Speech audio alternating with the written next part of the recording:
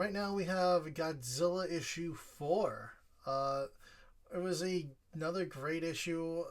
It seems like we're really getting to our epic battle where it's just been building up. We had Jacen versus Godzilla in this one. And it's just a rematch that we've all been waiting for. It's been teased throughout the beginning of the series. We have Nuki with Incense and Riviera in the desert. But yeah, it's such a cool issue. Lament has finally revealed himself to the team. And it didn't go the way I thought it was going to go with this issue. Yeah, it was really a bit of a turn. I think this is kind of where we're starting to see Rivera's true colors a little bit more. And that I'd say that now I don't think he's quite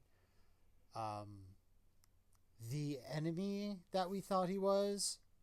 I would say that this is probably a man that is crazed by revenge and will give up his morals in a second to get his revenge. Yeah. He's willing to do anything with anybody, and even his team is starting to question it. Yeah. But yeah, it starts off with the Jet Jaguar in the ocean rapping his song still, and Jacen just kind of being a little annoyed with it. But Rumi's just like, just let him do what he's doing. He's fine. We have to learn these acupuncture points for Godzilla because you're going to be using that against him to fight him. Because we don't want to kill him anymore. We're going to go to the Japanese style of confronting kaiju and not the American style. Yeah. And during this, she's like, Jet Jaguar was once, before he was gifted to America, he was the champion of Japan. He's the most experienced with fighting kaiju that there is. But then he was gifted to America. And, now with this whole Japan way of controlling the kaiju, I think the reason that he was gifted to America was because America is the only one still fighting the kaiju. We learned last issue that America kind of cut off the rest of the world. Japan learned to live with the kaiju and control them, and they didn't have any need for Jet Jaguar because they didn't need to fight the kaiju anymore. Yeah. And that's why they're like, oh, you can take him. If you still want to fight kaiju, here he is. Here's our kaiju fighting champion right here. One of the things that Rumi did say about him, though, is that he's programmed. His program has never changed.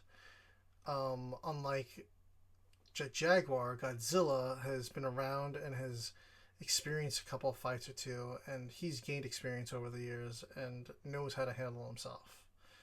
Yeah. And then at this point, Jet Jaguar also starts getting stuck on the line. Jet Jaguar is your only chance against Godzilla. For like the rest of the issue, I would say like half the issue. Yeah. That's all he says. Yeah. Well, yeah. And then also, Jason's like, are we sure that I can do this? Because you, Riviera, have all said I'm a ticking time bomb. Am I really going to be... And she's like, listen, you're going to need to learn. She's like, this is the way. Yeah. And then we get to Riviera and Nuki and Incense in the desert. And there's nothing but desert there. And Riviera gives a whole story about how when he used to live in the desert, they used to look for animals, and whether it be a kangaroo, mouse, or whatever.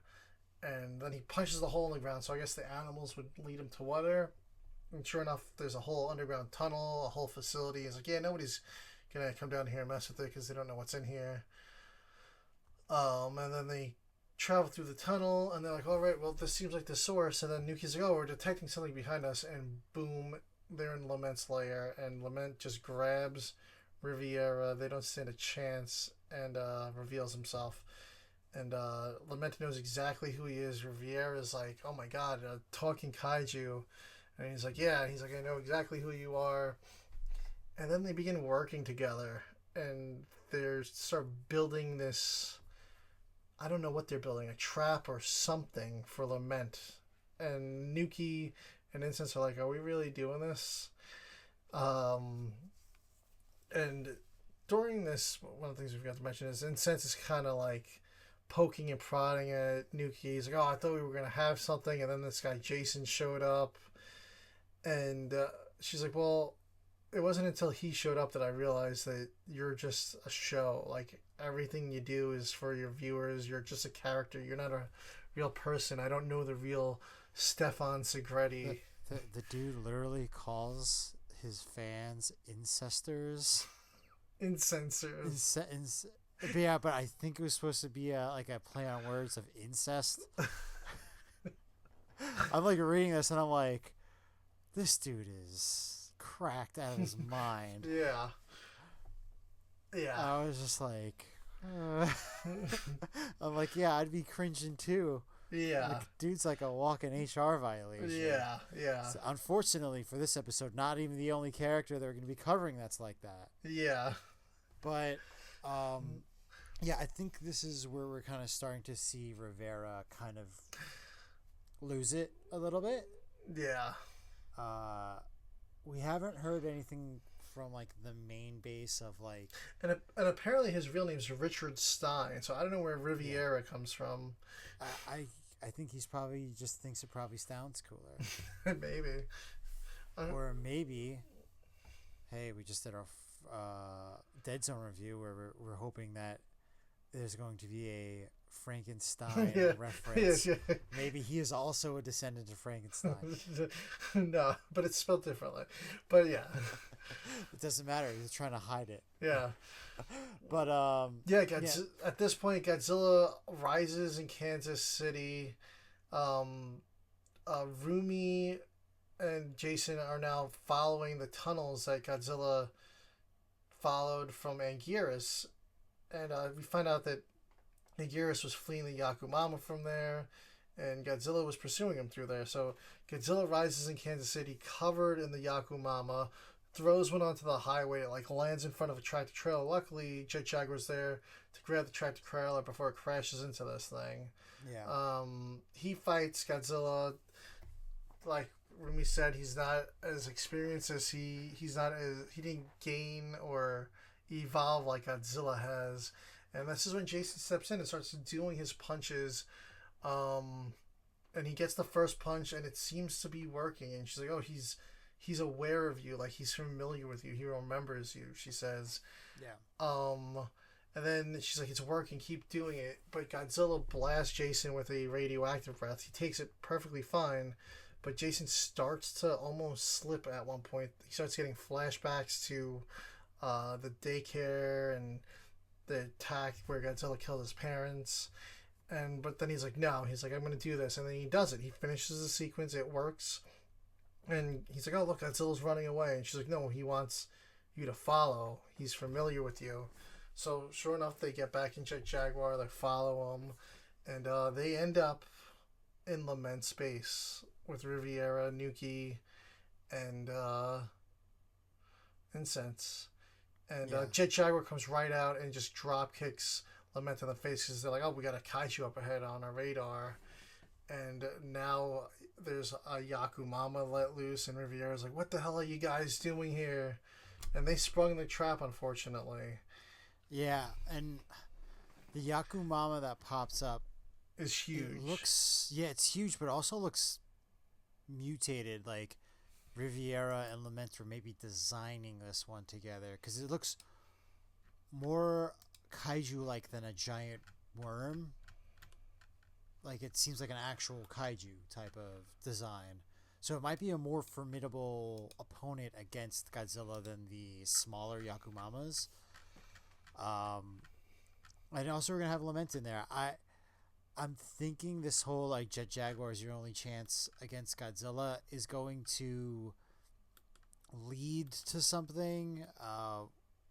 I don't know what, but I just feel like it's some type of foreshadowing that is going to be apparent later on.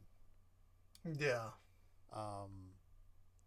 I think we might see Jet Jaguar get really dinged up in this fight, though.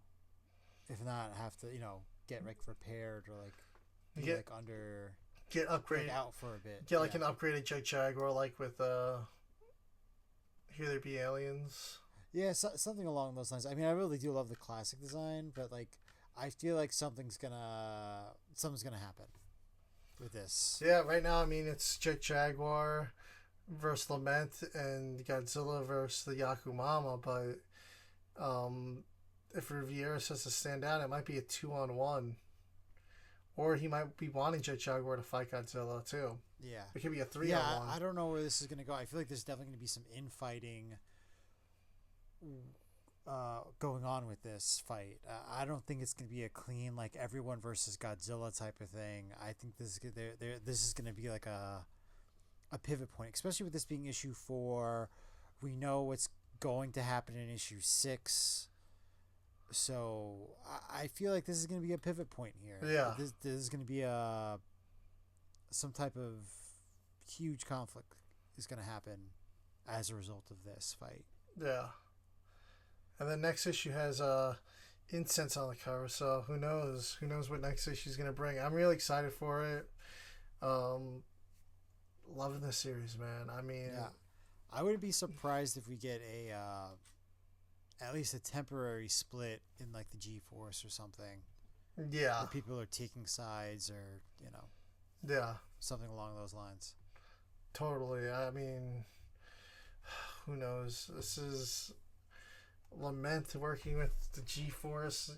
Can't be trusted, clearly. No, obviously there's ulterior motives, because when Godzilla is gone, what's Lament going to do? He's not just going to be the good guy. Yeah. No, absolutely not. No, his name is Lament. Just look at him. Yeah. Does that look like a good guy? No, he looks evil as hell. Yeah. Looks like a creepy pasta from like the early 2000s. Like it's true. It's true. Like, ugh. Yeah. But yeah, I think that about wraps up all our Godzilla stuff for this show. And I think we're going to move on to some